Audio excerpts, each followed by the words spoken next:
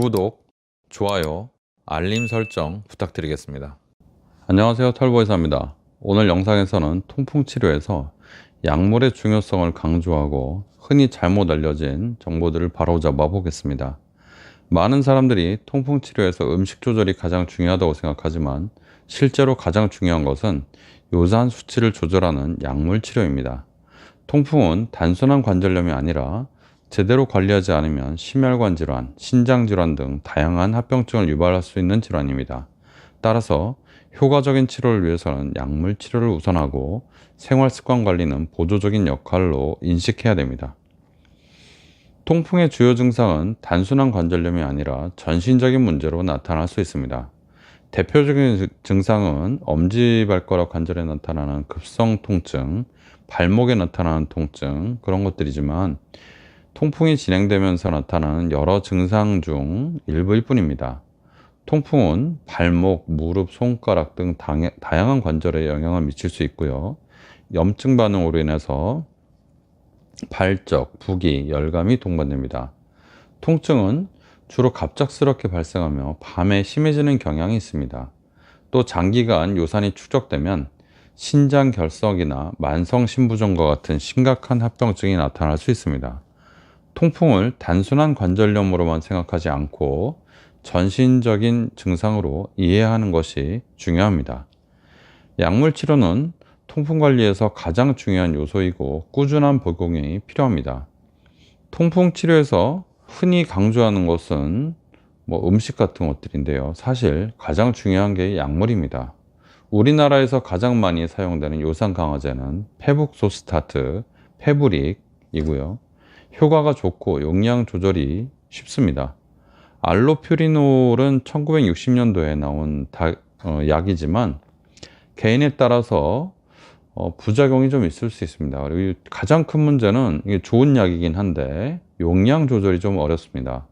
알로퓨리놀을 우리나라 상품명으로는 자이로릭이라고 있는데 제대로 조절하려면 거의 반년, 7개월, 8개월 이렇게 걸립니다. 약물 치료는 단순히 급성 발작을 줄이는 것이 아니고 장기적으로 요산 수치를 안정적으로 유지해서 재발을 방지하고 통풍을 완치시키는 데 목적이 있습니다. 그래서 증상이 완화되었다고 해서 없어졌다고 해서 약물 복용을 임의로 중단하는 것은 좋지 않습니다. 장기적으로 위험할 수가 있죠. 통풍의 가장 큰 위험은요, 단순한 관절, 통증 이런 게 아니고요. 다른 합병증들입니다. 전신합병증이죠. 요산결정이 혈관벽에 축적되면 동맥경화가 진행될 수 있고 당연히 심장질환과 뇌졸중 위험을 증가시킬 수가 있습니다. 또한 요산이 신장에 쌓이면 신장결석이나 만성신부전을 유발할 수 있습니다. 통풍이 반복되면 관절 변형이 일어나고 일상생활에 큰 지장을 줄 수 있습니다. 따라서 통풍은 단순한 통증 질환이 아니라 적극적인 치료와 관리가 필요한 질환이라는 점을 인식하는 것이 중요합니다. 통풍 환자들에게 식이요법이 굉장히 강조되는 경우가 많습니다. 저도 그렇게 알고 있었습니다. 제가 통풍 시작됐을 때요. 근데 실제로 음식 조절의 중요도는 약물 치료에 비해서 매우 낮습니다. 퓨린이 많이 포함된 음식, 예를 들어서 붉은 고기, 내장, 해산물 이런 것들 피하는 것이 도움이 될 수 있지만 이것만으로는 통풍을 조절하고 완치시키기 어렵습니다. 연구에 따르면 식이 조절이 요산 수치를 낮추는 효과는 약 10% 정도다, 이렇게 생각하시면 되겠습니다. 약물 치료의 효과에 비해 미미한 수준이죠.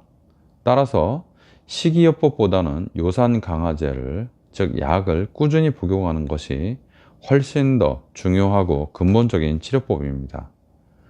통풍의 급성 통증은 매우 심할 수 있고요. 이걸 관리하기 위해서 통풍의 특효약이라고 알려진 코리친, 콜키신이라고 부르는데 요새는, 그리고 비스테로이드성 소염 진통제, 우리말로 그냥 소염 진통제죠. 스테로이드 이런 것들이 사용됩니다. 하지만 이런 약물은 일시적인 통증 완화에 초점이 맞춰져 있고 근본 치료는 아닙니다. 통풍을 완치하는 유일한 방법은요, 요산 수치를 지속적으로 낮추는 것이고, 이것은 약물로 이루어집니다. 보통 6개월에서 1년 정도, 잘 낫지 않는 분들은 한 1년 반 정도 꾸준히 약을 복용하면 통풍 발작이 완전히 사라지게 됩니다. 즉, 통풍이란 병에서는 탈출할 수 있는 거죠. 이후에도 요산 수치를 안정적으로 유지해서 통풍이 재발되지 않게 하는 게 중요합니다. 즉, 통풍 환자는 통풍이 다 낫더라도 재발하지 않기 위해서 요산 강화제를 계속 복용하는 것이 중요하다는 얘기입니다. 통풍 치료에서 가장 중요한 것은 약물 치료고요. 페북소스타트, 페브릭, 자이로릭 이런 것 같은 요산 강화제는 효과적이고 용량 조절도 쉽습니다.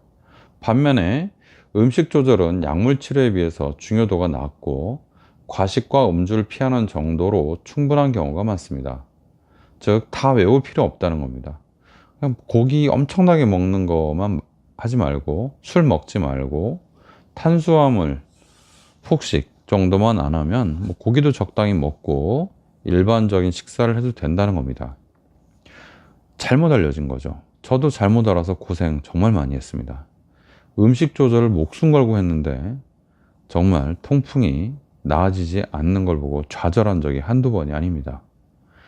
통풍의 합병증을 예방하고 장기적인 건강을 유지하기 위해서는 단순한 통증 관리가 아닌 요산 수치를 지속적으로 조절하는 것이 필수적입니다. 통풍이 단순한 관절염이 아니라 전신적인 문제로 이어질 수 있다는 점을 인식하고 올바른 치료법을 선택하는 것이 매우 중요합니다. 통풍 전도사 털보의사였습니다.